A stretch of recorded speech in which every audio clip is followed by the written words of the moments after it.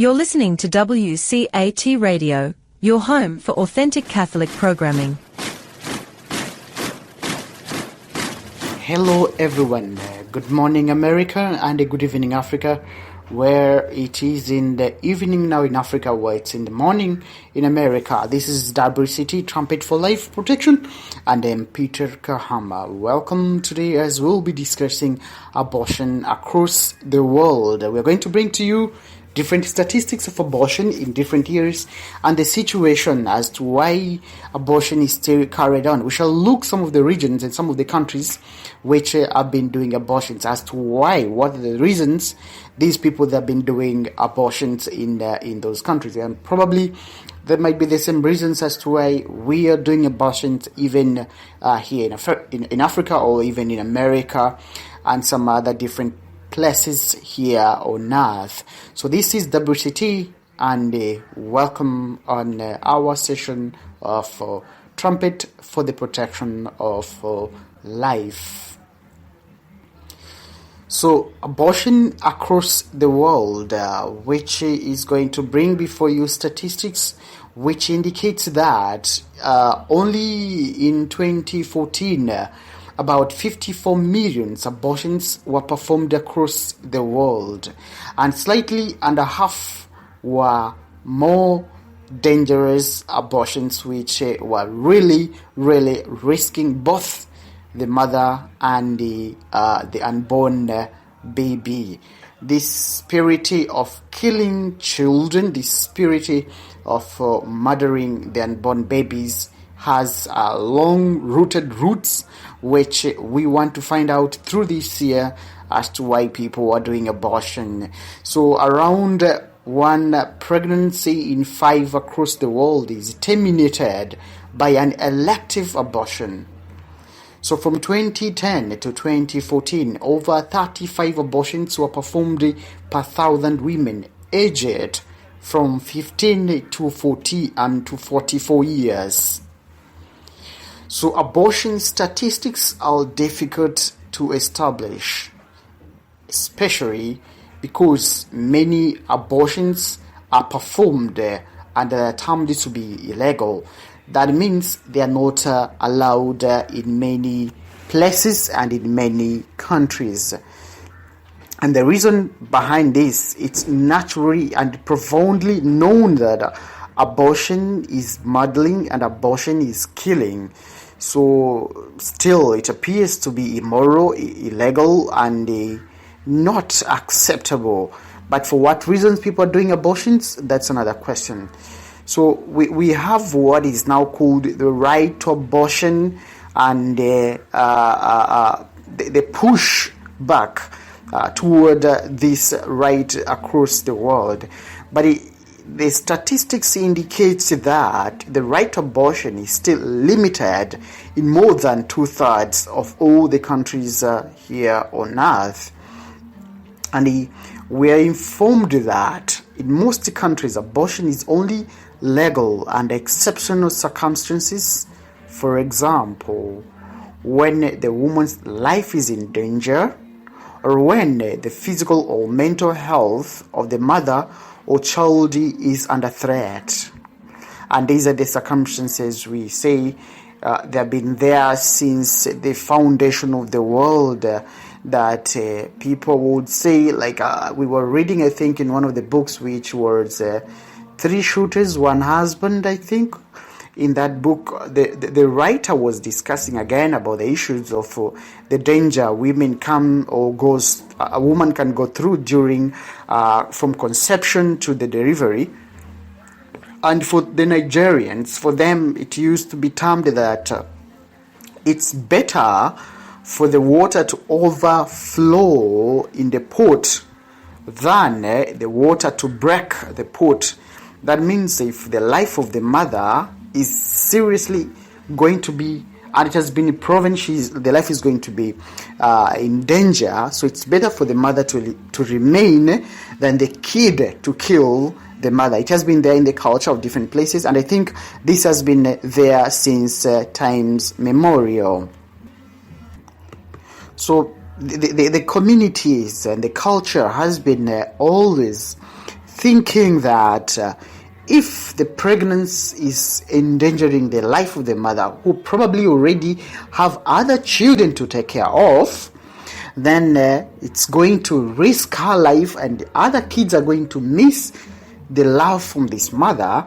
They opted to either risk the life of this unborn baby than losing the life of both the mother and the child, or keeping that newborn baby for the sake of the family. So it was like it was an option whether to keep the mother or the child, or to lose both of them, or some situations. It has been there since then. So this is the same which has been in so many countries till today, that when the woman's life is in danger, or when the physical or mental health of the mother or child is under serious threat.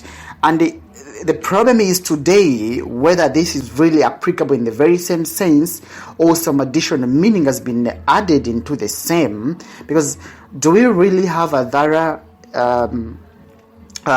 going through? Do we really do it as in we keep on following on a serious note, whether it's true that the health or the mental health or physical health of the mother or the child is on a serious threat, because it might be used again as the loophole to allow women to do abortion. So which is happening, what's happening, still a mystery, and we will be uncovering all these things as days goes. So it is said that in 2011 only 58 countries, so which is less than a third of all the countries on earth, had authorized abortions for personal reasons, as in maybe someone says I just have child preference or sex preference of a male or female, of which there is going to be one of our major discussion. We will be focusing on the masculization of the children in Europe, which has also been a very serious cause for abortions in the world. So it is said that authorization of abortions for personal reasons, it has been only in 58 countries, and in most cases there is a legal time limit. Taking a specific example, like in France, the deadline for this is 12 weeks of pregnancy, which is more or less than 2 months. I mean, it's around 2 to 3 months there, and thereafter you're not allowed to do it, to do an abortion. So we say if a month has 4 weeks, so then it's a 3 months limit to countries like France, where you can do abortion for personal reasons. Whatever reasons you have as an individual, you can just decide to kill the kid as in for them. So why this is happening, this is another topic of another time we are going to discuss. And it is said in 2016 abortions were still illegal in about 58 countries in the world, which is still a threat to life, allowing abortion anywhere in the world for any of these said reasons. I don't know. I'm trying to ask myself, saying that allowing abortion for some personal reasons. What are these personal reasons, so to say? Like, I don't want this kid? Like, what are the reasons? Maybe it's not easy for me to describe about these things or to speak about them.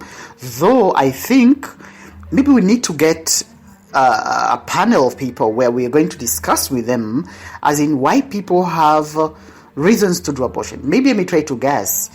Personal reasons can be... I don't want this pregnancy because I'm not ready to give birth and take care of the kid, or maybe the father of the kid is not ready to be responsible, or like, let's say it's a matter of maybe the kid seems to be deformed before even birth. Maybe the kid has no maybe legs or something, so is impaired, and we think I can't be able to handle this. Maybe it's going to be very expensive for me to take care of this kid. But conceiving and giving birth, whether the kid is fine or not fine, it is a sacrifice always. It's a sacrifice a mother takes. But then when it comes to saying no to that, is taking yourself as a means to end life, because the essence of a woman is to bring life. So killing a kid, killing unborn baby simply because of some personal reasons, it doesn't sound well when it comes to the life protection, because you do not even know yourself what risks did your parents did go through when you were conceived. So they took the risk and they cared for you, and you were given birth, you were raised and all that. So what can bring all this? Still, maybe we need to find out. Some people say we have the right to do this and not to do that. But what is the limitation of our rights toward the rights of others, especially when it comes to the fundamental right, which is the right to life? It's something which is very critical and very, very serious. So we need to find out. Today, it is still found that near in 2 abortions, one is a high-risk abortion, which takes the life of both the mother and the child, or either of them. And it is said that according to the latest estimates, 25 million abortions which are performed across the world up to the year 2014. Now you can imagine that was 2014. So today, if the rate of increment is only 1% to today, how many abortions are being done today, which is very serious. And these abortions are being done in most of them that being done in developing countries, including Tanzania, Kenya, Uganda, and all these countries nearby. All the countries, especially in Africa, and so much of them they're in the sub-Saharan area. So it's almost the attempts to be illegal, and because these countries do not allow abortion, and people are doing this in secret places. So it's done under conditions which representing a threat to the health of the patient, because those who are doing the abortion first are not qualified to do that, and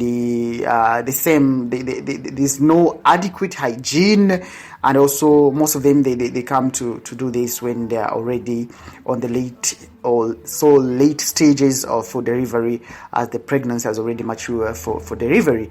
So they said every year nearly 4.7% to 13.2% of maternal death can be attributed to abortions which are done in all these strange circumstances, and why people have their personal reasons they don't want to keep the babies, and that brings the end of life of almost over 13% of maternal death, which is very, very serious. So it is thought that the number of these high risk abortions has been rising as days goes, and abortion-related mortality is falling, particularly in some places like Latin America, with the development of all these illegal but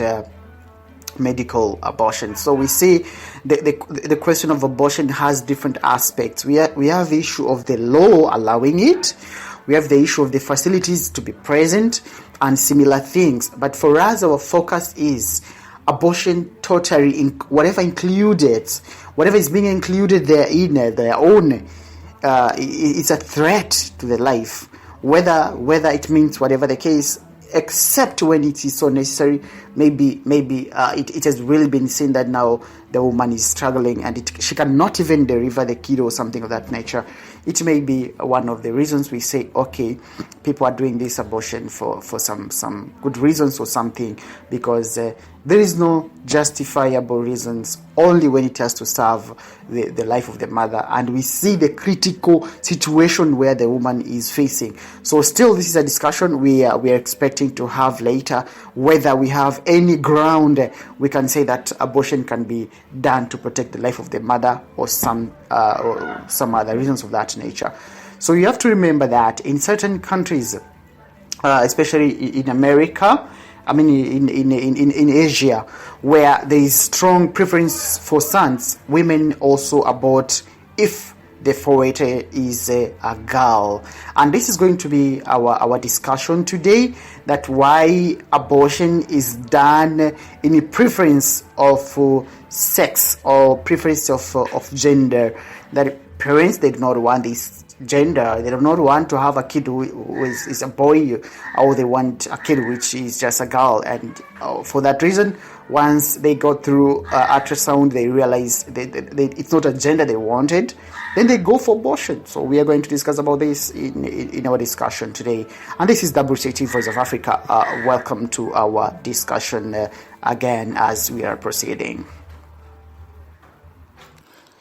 There has been a growing tendency of masculinization of birth in Eastern Europe.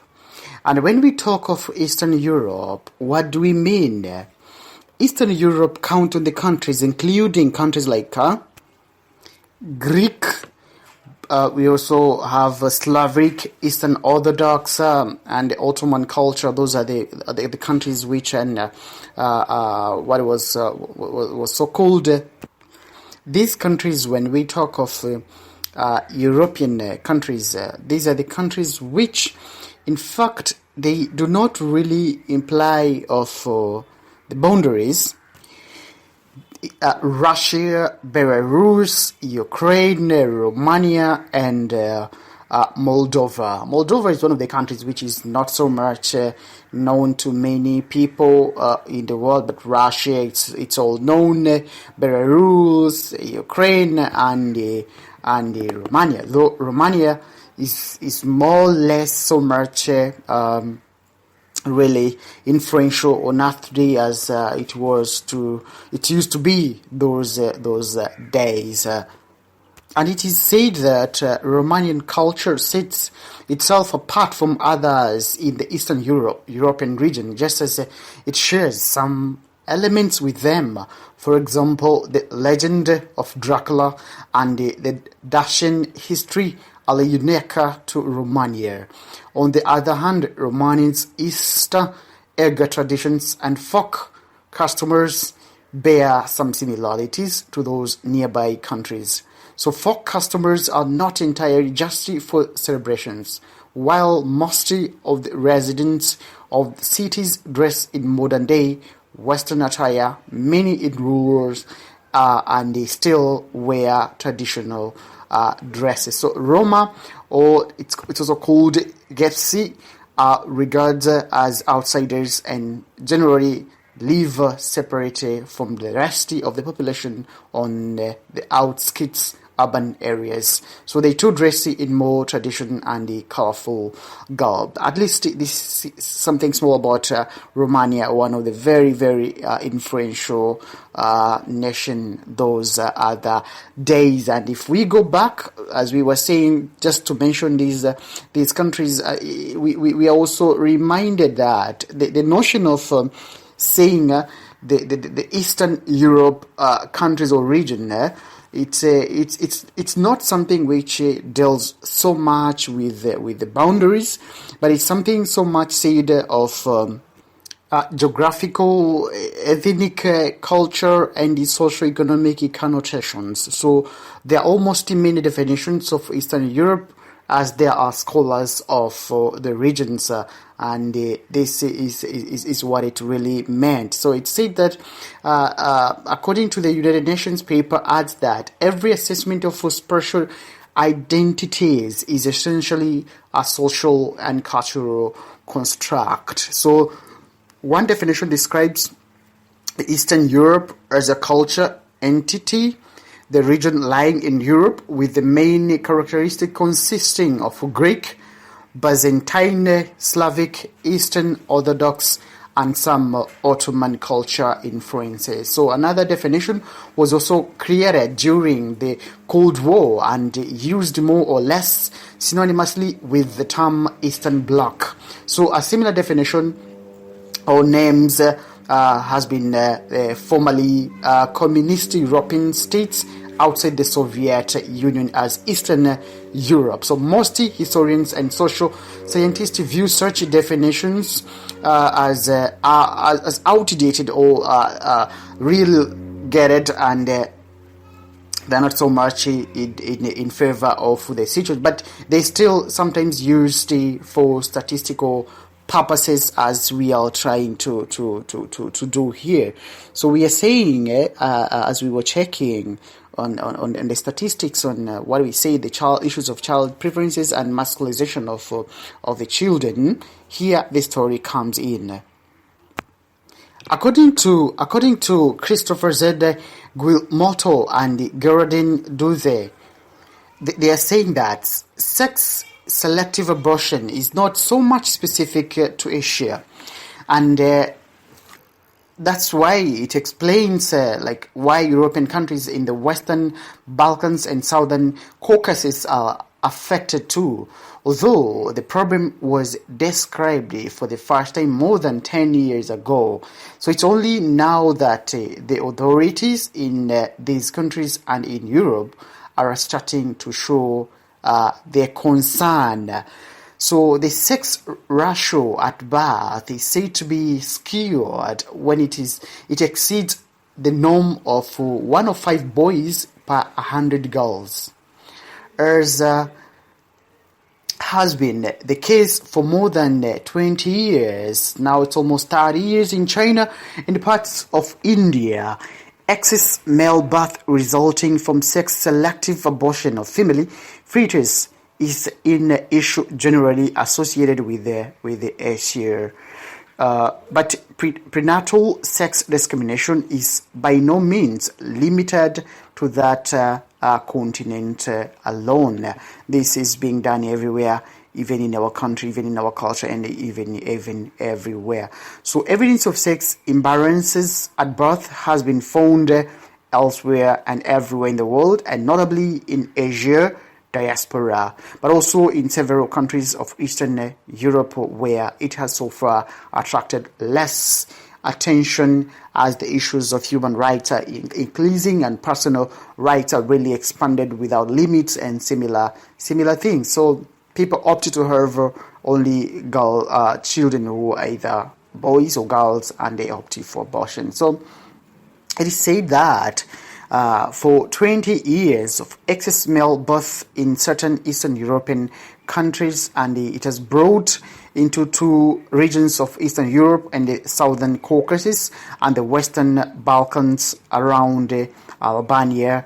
The sex ratio at birth is between 110 and 117 for the 3 Caucasian countries, and it increased in the years from 1990s to present, where the current estimates for the whole of India is at the highest, and in the countries like Azerbaijan, which crossed to 117, which now ranks second in the world behind China, among other countries, which the largest sex ratio imbalance. So we see the number of the kids which are growing between boys and girls is becoming higher, as we saw.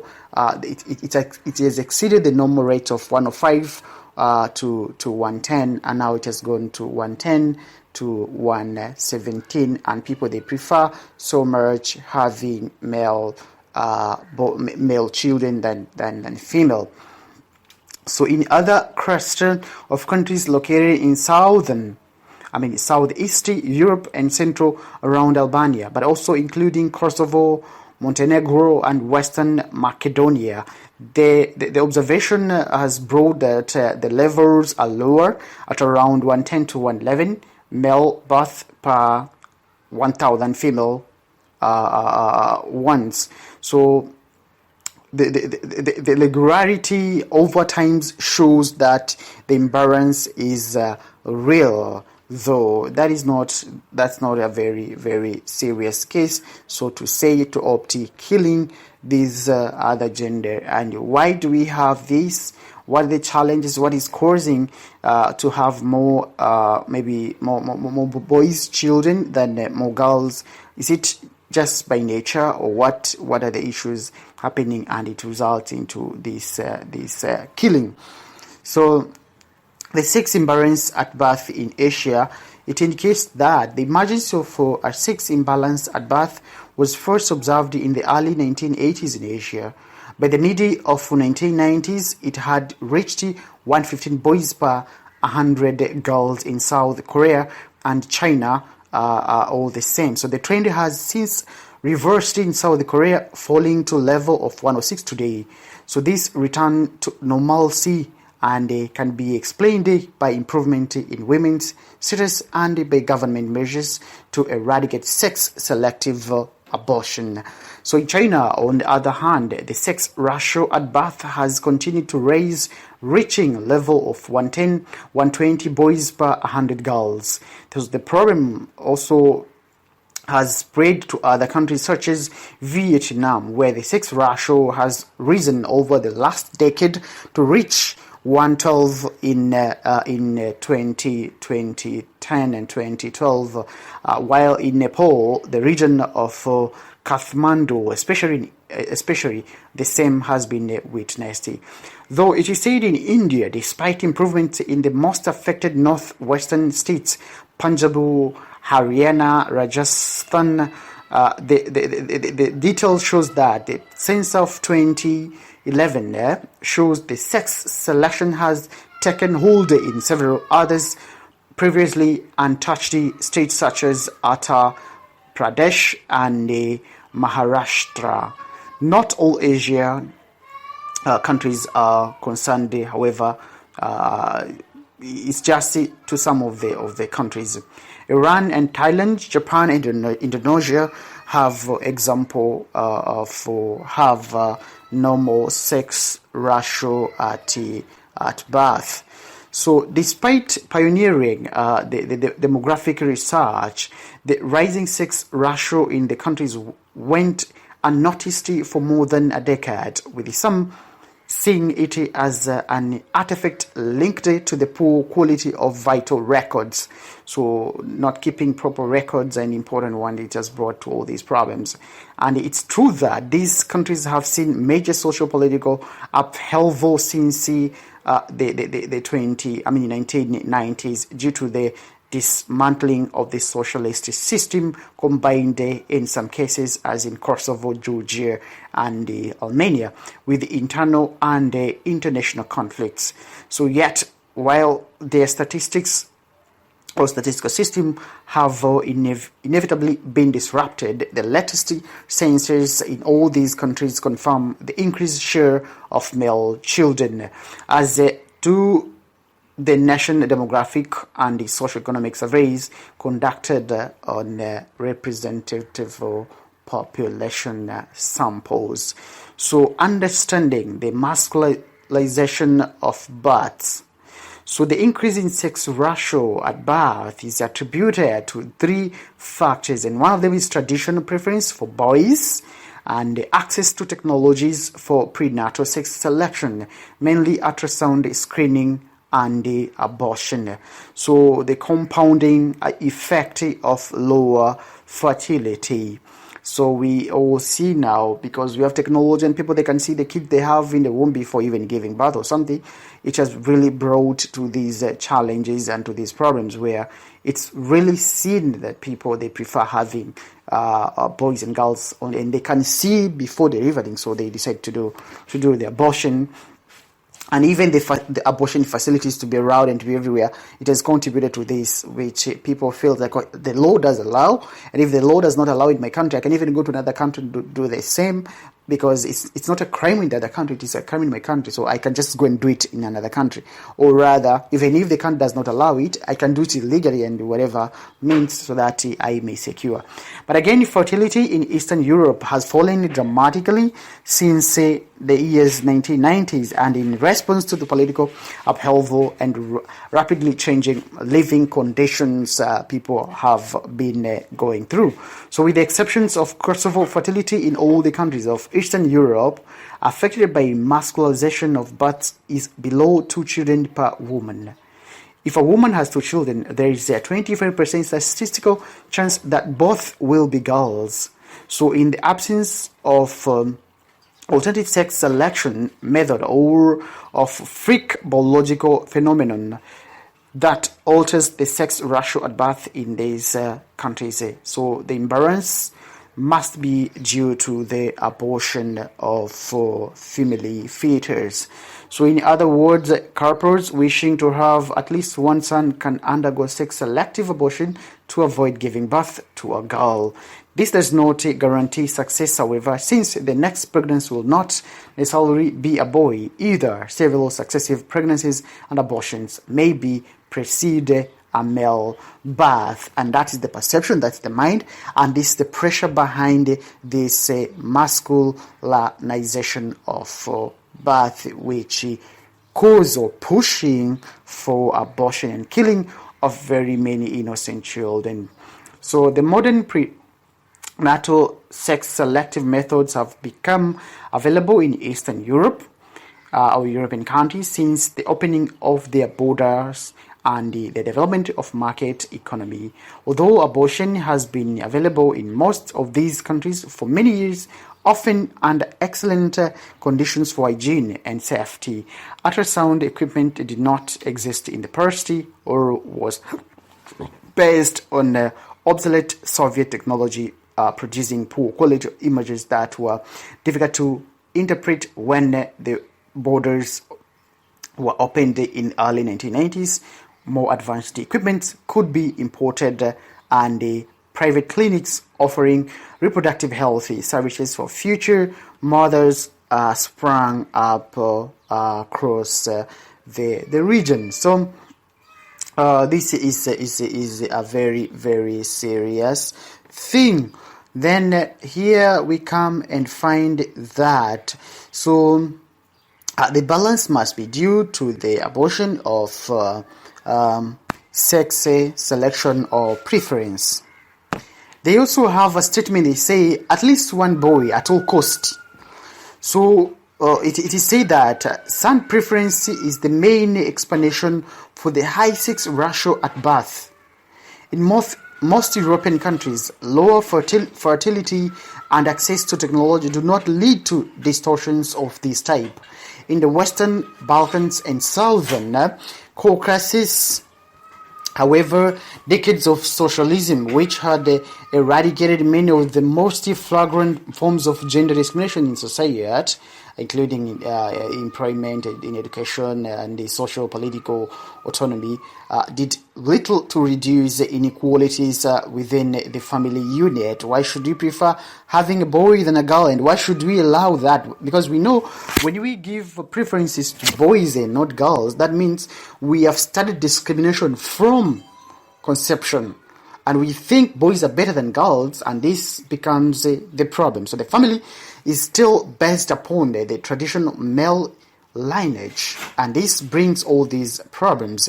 So the preference of sons who traditionally are the ones who often live with their parents after marriage further strengthens family bonds, and these strongly patrilineal and patriarchal structures not only remains robust throughout the communist area, but it even grew strength after the fall of the Soviet regime.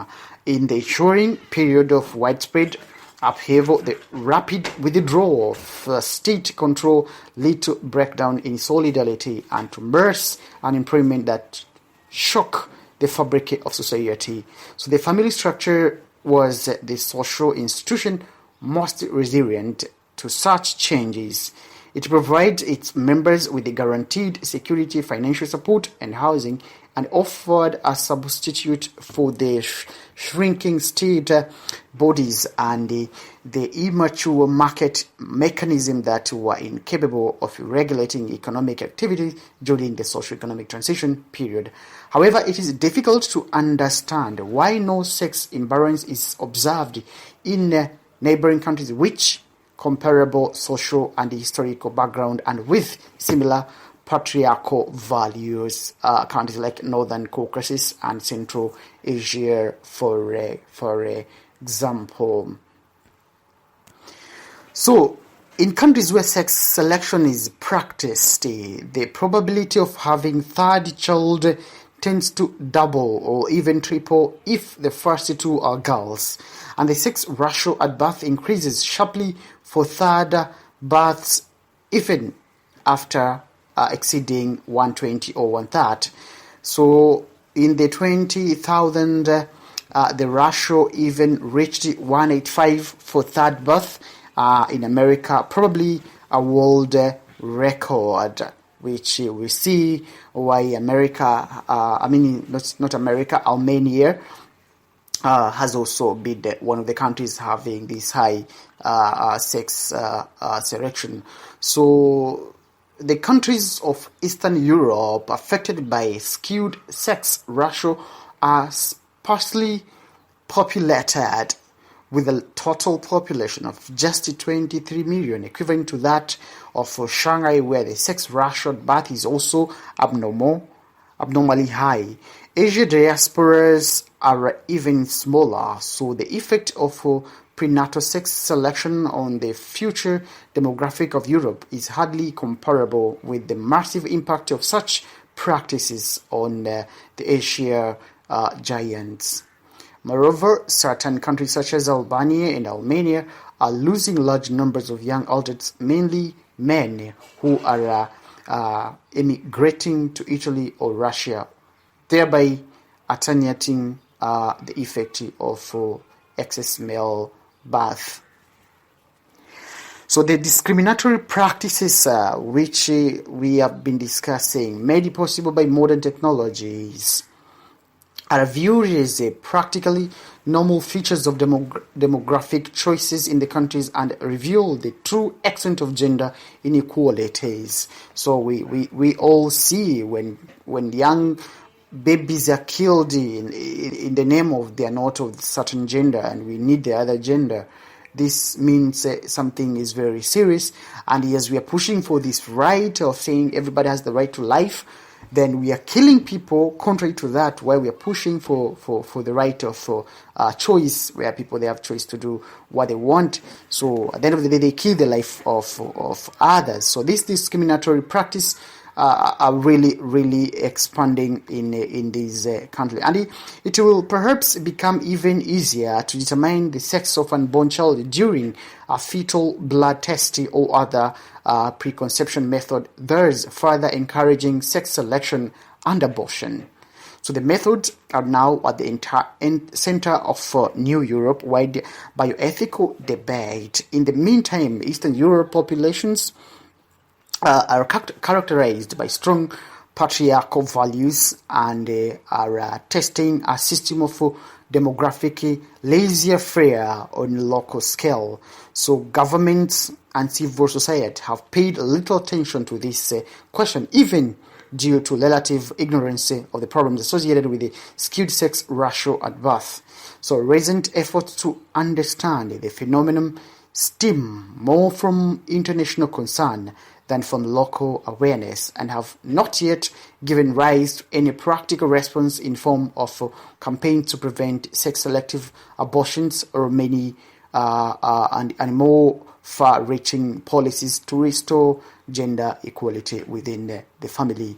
We need to bring this to an end, and we need to shout together so that we may stop and end this type of pressure towards encouraging abortion. Now it's the time for you to tell us what's happening in your country. Do you really support this type of abortion? Does this happen in your family? what do you think? How is the family treating you as in terms of gender? Do your father prefer so much having a girl in the family, or do your mother prefer having boys more in the family? Do they have similar mind, and how do they come together? Do they have misunderstanding to bring even a point of thinking of aborting? Or did they even want to abort you when you were young, or when you were still unborn? Have you ever had that story, and how do you feel right now? So what do you think should be done to really bring this to an end, as it is something which is endangering the life of the people, and it's endangering the right of equality, the right to life, and it's encouraging the segregation and even mistreating of one gender. So we have seen in Eastern Europe, the preference of the boys is higher than the girls, and it has now become a problem, and it's still increasing because of the patriarchal system. And what's happening in your country? Does it have the same sense or a similar sense toward this? What is your perception? What are your views? What's happening in your country? The door is open. You can bring to us, and we share together. So we have seen this today. We are hoping the next week we are going to discuss a little bit more on why these countries, they are having sex selective abortion, and why also the statistics are gaining in number when it comes to abortion, and do really people understand what is really happening by doing abortion and killing these innocent people. So otherwise, I am happy to wish you a very, very good Sunday, and wishing you lucky morning in America and evening to those who are in Africa, and whatever time where you are, wishing you the best. So we are going to shout, make noise, talk, and bring everybody in so that we may discuss what should be the best way forward to bring good policies, good laws, and changing the attitude of the people. Because sometimes you may bring good laws, policies, but if the attitude of the people is still negative, you'll be having a hard work to make sure people, they understand what you're doing. But if you change the attitude of the people on understanding the basis of protecting the life and ending this kind of segregation, it may really raise the chance for life to be protected everywhere on earth. Otherwise, this is WCT, the Trumpet for Life, wishing you the best, and this is the voice of Africa. I am Peter Kahama, wishing you the best, and have a nice moment. Hello, habari. Hii ni WCT, idhaa ya Kiswahili ya Sauti ya Afrika. Nami ni mtangazaji wako Peter Kahama. Karibu katika kipindi chetu ambacho kitaongozwa na mimi mtangazaji wako, na tukiwa tuna lengo kubwa na nia moja ya kuendelea na majadiliano yetu katika mwaka huu mzima, katika kipindi ambacho kitajadili changamoto ambazo zinaletwa ama zinahatarisha uhai hasa wa watoto ambao bado hawajazaliwa. Maana yake ni kwamba tutajadili na kuona vitu vinavyosababisha ama mambo yanayopelekea utoaji wa mimba kuongezeka duniani, wakati taarifa mbalimbali zikiwa zinatuambia mpaka kufikia mwaka 2014 zaidi ya utoaji mimba ama abortions milioni 56 zilikuwa zimekwisha fanyika duniani. Na ukiangalia kwa mtazamo huo, na inaonesha ni kwamba mpaka kufikia mwaka huu 2014 karibu utoaji wa mimba ulikuwa ukifanyika kwa watu 35 kati ya wanawake 1000 ambao umri wao ni kati ya miaka 15 na 44. Na ukiangalia umri huu ndio umri ambao wanawake wengi wanapata ujauzito, mabinti wengi wanaanza kupata namna za kuingia katika mahusiano, wanapata ujauzito na kupevuka. Na miaka hiyo ya 44 ni miaka mingi ambayo watu wengi wa katika stage zao ama nyakati zao za mwisho kabisa katika kuendelea kupata watoto. Kumbe ule uchaguzi unazidi kuwa mkubwa na vitu kama hivyo. Kumbe tunaona sasa taarifa zinaonyesha kwamba masuala ya utoaji mimba bado yameendelea kuwa makubwa, na taarifa zake imekuwa ngumu sana kuzipata kwa sababu tendo hili ama kitendo hiki bado hakiruhusiwi kisheria katika nchi nyingi duniani. Hivyo inapelekea mazingira ya utoaji wa mimba kuwa bado ni mazingira pia ambayo ni hatarishi sana duniani, kwa sababu bado nchi nyingi hazijaruhusu. Na sababu kubwa ya kutoruhusu ni kwamba tendo hili katika tamaduni zetu halijawa na tafsiri nzuri, wala halijawa na muonekano mzuri, kwa sababu kwa nini kuua kiumbe ambacho hakija kukosea? Watu wamekuwa kitoa sababu mbalimbali za kwa nini pengine wanatoa mimba na vitu kama hivyo, lakini basi bado tamaduni haijaona swala hili kama ni sawa. Lakini nchi zipo ambazo zimekwisha ruhusu swala hili la utoaji mimba katika sheria zake, lakini nchi ambazo mpaka sasa zimeweza kuruhusu masuala haya ya utoaji mimba bado ni za kiwango ambacho ni tishio kwa uhai. Kwa nini wamefanya hivi? Huwezi, kwa sababu ni karibu 2/3 ya nchi mbalimbali duniani bado hazijaruhusu, lakini 1/3 ya nchi hizo duniani zimekwisha ruhusu utoaji wa mimba. Lakini kila nchi imetoa sababu zake. Kwa mfano, zipo nchi ambazo zimeruhusu mazingira ya kisheria ya watu kufanya tendo hili la kutoa mimba ikiwa pengine mimba ile inahatarisha uhai wa mama, kwa maana ya afya yake ya kimwili ama ya akili, lakini pia pengine afya ya mtoto mwenyewe ambaye atakayezaliwa, na inaviweka katika hatari ama rehani, na pengine daktari anaweza akashauri kwamba ni bora tendo hilo la kutoa mimba lifanyike. Lakini swali linakuja,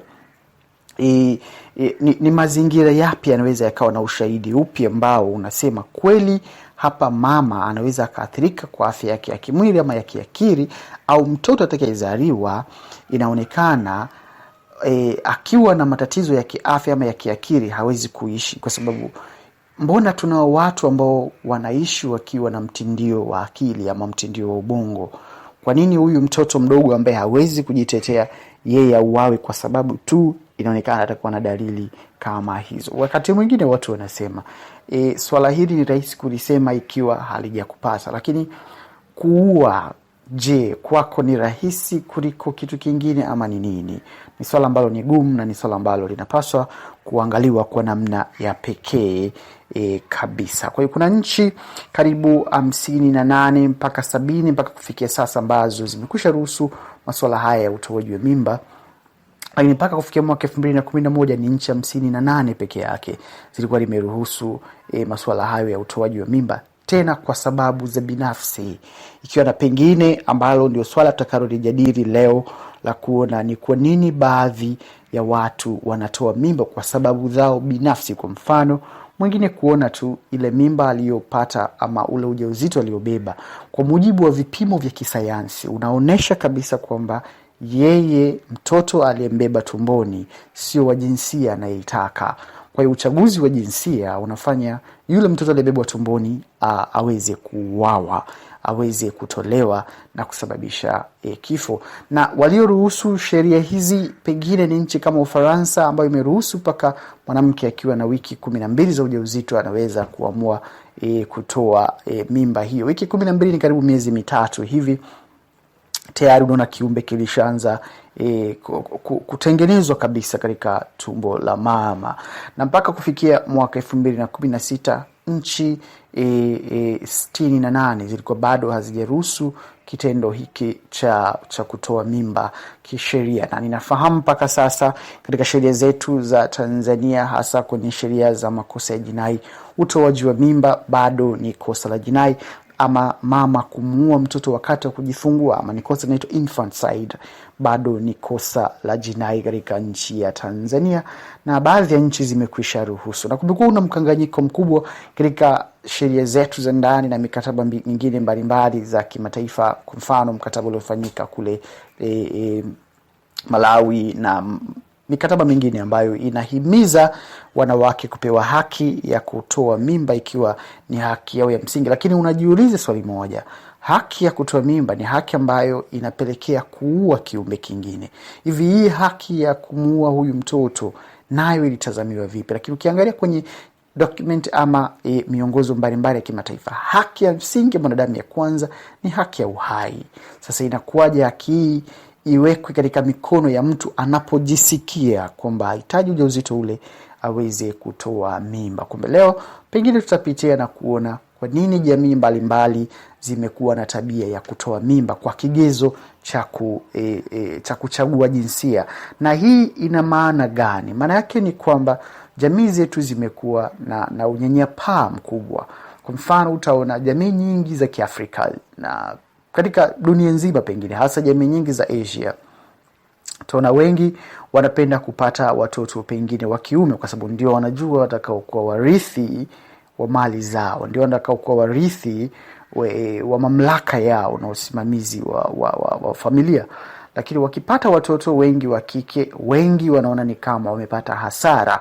Kwa sababu hiyo wanaruhusu utoaji mimba, na utashangaa wengi wanaosimamia hili swala ni wakina mama wenyewe wakisema haki ya kutoa mimba ihimizwe na iwe haki ya msingi, kwa sababu kumkatalia mwanamke kutoa mimba ni kama kumnyima haki yake ya msingi. Na unashindwa umuulize, na wewe kama wewe ungetolewa ulipokuwa mjamzito ukiwa wewe ni mwanamke, kama mama yako akiwa mjamzito, wewe ungetolewa ukiwa mimba, hivi leo ungekuwa unapiga hizi kelele hapa unazozisema?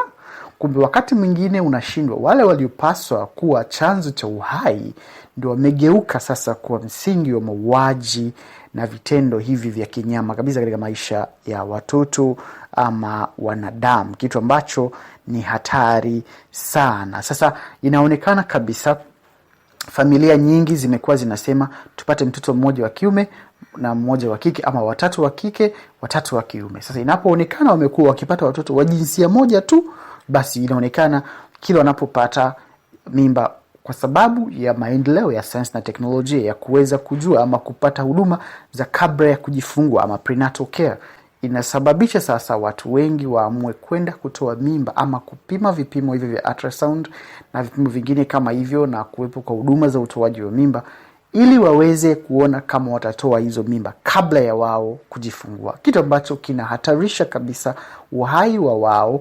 Nafsi zao zinadhurika kwa sababu ile ni kuua. Hata kama sheria imekuruhusu, lakini nafsi yako. Na kizuri ni kwamba wale watu wanaokupatia huduma hizi ama kliniki za utoaji mimba nyingi hawadiri ama hawashughuliki na nafsi yako, wanashughulika tu na huduma ile ya kutoa mimba. Wakisha umetoa vizuri na umesafishwa, uende nyumbani. Yatakayo kupata kule, wewe na familia yako, wewe na nafsi yako, wewe na Mungu wako.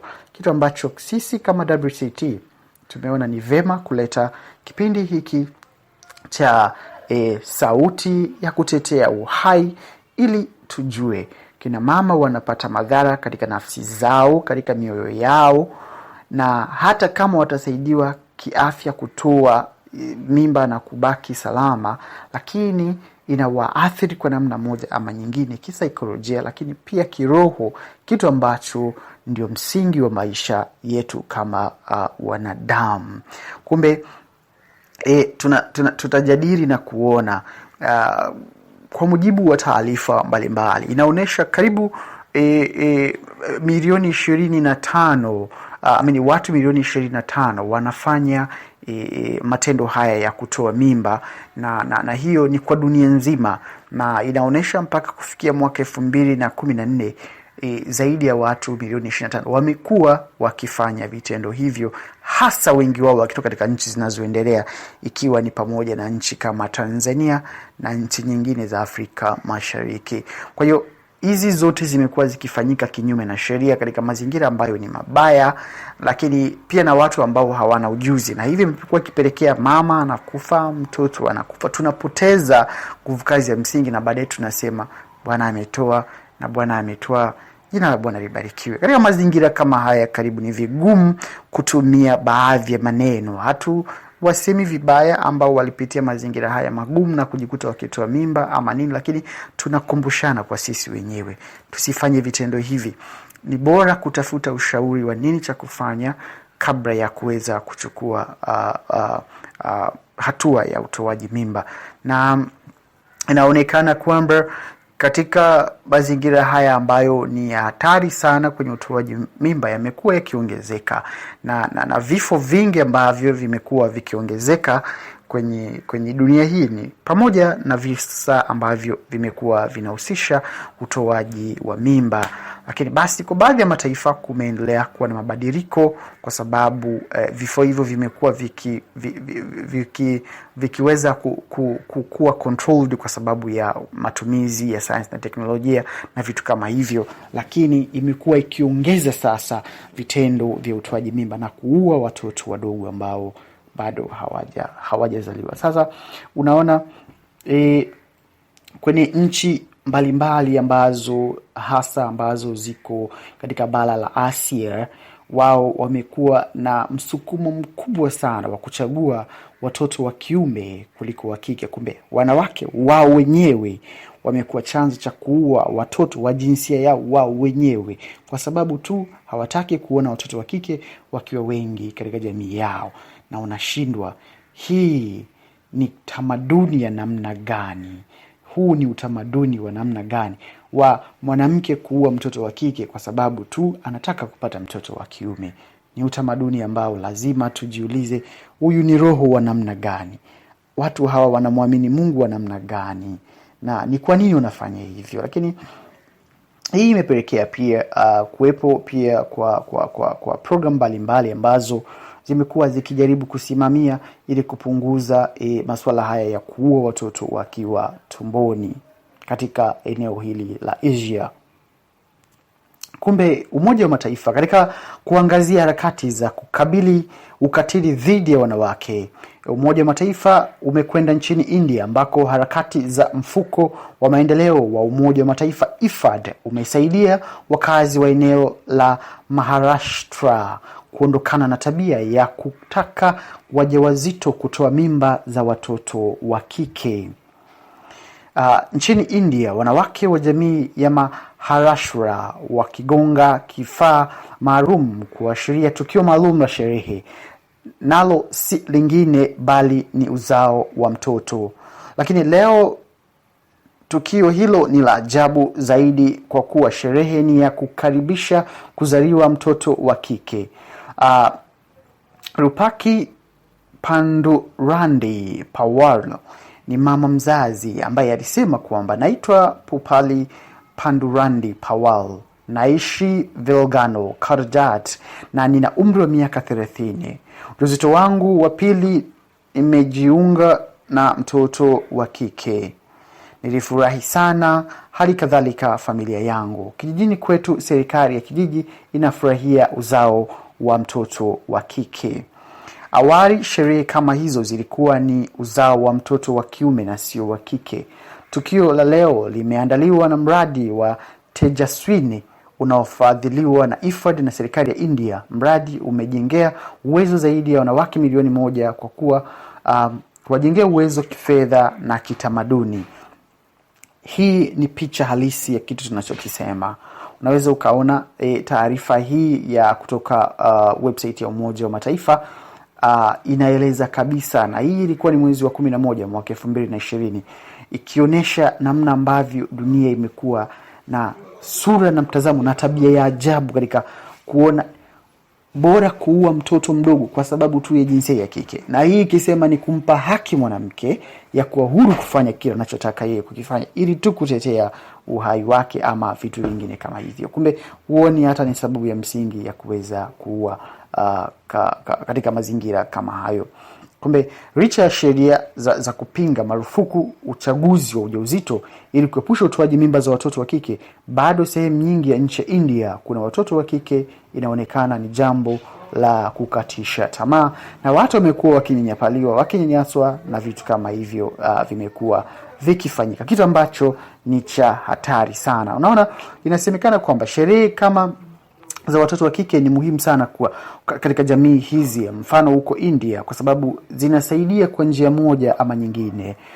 Kwanza pengine kuzuia uchaguzi wa jinsia, kitu ambacho ni unyanyapaa moja kwa moja, lakini unaongeza kiwango cha uwiano wa jinsia katika jamii, kwamba watoto wote ni sawa na wote wana haki, na mtazamo wa jamii nzima unabadilika. Zamani watoto wa kike walionekana kuwa mzigo na hawakuweza kufurahiwa, lakini sasa inapelekea watoto wa kike kufurahiwa. Je, wewe unaitoa mimba kwa sababu tu mtoto anayezaliwa sio wa jinsia ile ambayo wewe ungependa? Je, unafikiri unachokifanya ni sahihi? Wewe pengine fikiria dada yako yule ambaye uko naye angefanyiwa hicho kitendo, ambaye leo ndo anakusaidia, anasomesha watoto wako na ndugu zako. Unaonaje ikiwa angetendewa kitendo kama hicho? Kumbe tunapaswa kubadilika, tunapaswa kuiangalia mambo haya katika sura ambayo ni tofauti. Lakini kifupi ni kwamba tunataka kutazama swala hili katika dunia nzima, na tumesema katika nchi ambazo ziko uko mashariki mwa Ulaya, hasa nchi kama za Urusi, nchi kama za Macedonia na nchi kama Brussels, wao pia wamekuwa na mtazamo kama huu, na wamekuwa wakitoa mimba nyingi sana kwa sababu tu wakichagua watoto ambao ni wa jinsia ya kiume na sio ya kike. Hii imepelekea ongezeko kubwa sana la utofauti wa jinsia kati ya watoto wa kiume na wa kike, kwa sababu tu wanahitaji watu ambao wangeweza kulinda familia, na wakiamini watoto wa kiume ndio wanaobaki na wazazi wao wakati watoto wa kike wataondoka. Kumbe mali zinaweza zikaondoka. Kwa ni mtazamo ambao ni hasi na si vyema. Na hii ilitokea katika historia. Ukiona kuna baadhi ya wafalme waliweza kuasi hata mifumo ambayo walikuwa wakiishi, waliweza kuasi hata dini, isipokuwa tu wamekosa kupata mtoto wa kiume ambaye atarisi tawala zao, pasipo kujua mtoto ni neema ya Mungu, na huyo ulimpata ana haki na unapaswa kumlea na kumlinda katika mazingira yale ambayo wewe ungependa awe katika siku za hapo mbeleni. Hili ni la msingi na ni muhimu sana kulizingatia.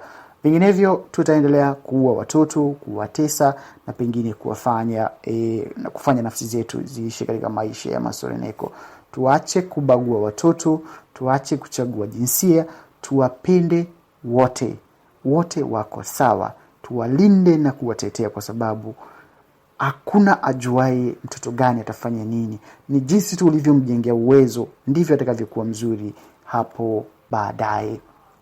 Hii ni WCT idhaa ya Kiswahili ya South Africa, na sasa itakuwa daima ni sauti ya kutetea uhai. Nikutakia usikivu mzuri wa sehemu ya pili ya kipindi hiki, ambayo itajadili kwa kina zaidi yale yanayotokea katika uchaguzi wa watoto katika nchi hasa za magharibi, hasa uko mashariki magharibi, katika nchi za Ulaya mashariki. Hii ni WCT, nami ni Peter Kahama. Hello, God's beloved. I'm Annabelle Mosley, author, professor of theology, and host of Then Sings My Soul and Destination Sainthood on WCAT Radio. I invite you to listen in and find inspiration along this sacred journey we're traveling together to make our lives a masterpiece and, with God's grace, become saints. Join me, Annabelle Mosley, for Then Sings My Soul and Destination Sainthood on WCAT Radio. God bless you. Remember, you're never alone. God is always with you.